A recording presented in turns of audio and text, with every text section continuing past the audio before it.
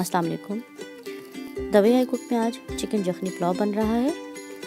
Chicken यखनी पुलाव की इस मज़ेदार रेसिपी के लिए वीडियो को अंत तक ज़रूर देखें और तमाम स्टेप्स को फॉलो करने की कोशिश करें। यखनी पुलाव के लिए सबसे पहले हमें यखनी बनानी है।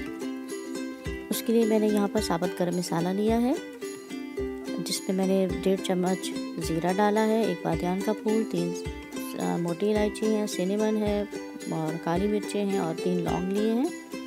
इसके बाद कुटी हुई मिर्चें 1 चाय का चम्मच, सौंफ 1 चाय का चम्मच,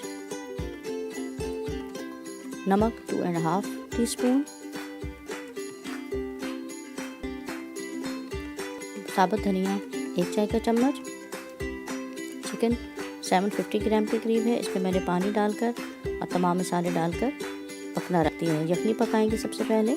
जब यखनी बॉयल हो जाएगी, देखिए यखनी बॉयल हो रही है, अब इसको हम मीडियम फ्लेम पर रख देंगे और इतने में बाकी काम कर लेंगे। यखनी के लिए पानी मैंने तकरीबन 6 कप लिया था, क्योंकि हम चावल 3 कप ले रहे हैं। देखिए मैंने 3 कप चावलों को पहले से भिगो के रखा हुआ है, इसलिए हमने 6 कप पानी लिया है, जो कि पकने के बाद 5 कप रह जाएगा। मसाले के लिए मैंने 2 मीडियम टमाटोज लिए हैं, 1 मीडियम प्याज काट लिया है, हरी मिर्च 1 बारीक काट ली है। अदरक लहसुन को मैंने फ्रेशली चॉप कर लिया था, आप भी फ्रेशली ही डालें। और ये 2 टेबलस्पून है। और कुटा हुआ गरम मसाला है 1 चाय का चम्मच, आधा कप तेल है। इसमें मैंने प्याज ब्राउन करने हैं।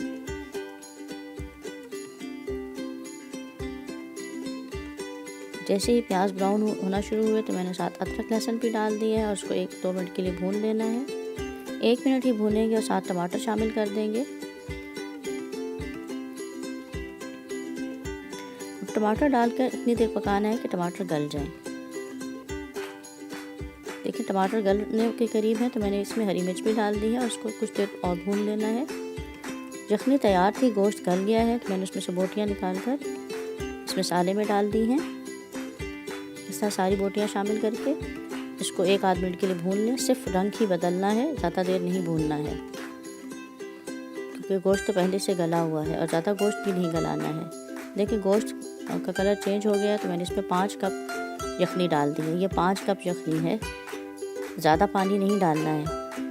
और देखिए इसमें से जो ये साबुत मसाले थे मैंने नहीं डाले हैं, आप भी कोशिश कीजिए कि ना डालें, क्योंकि इनका अर्क शामिल हो चुका है। यखनी को बॉयल आ गया है। अब मैं इसमें चावल डाल रही हूँ। चावल भी हमारे पहले से सोख थे, इसलिए ज़्यादा पानी भी नहीं जाएगा।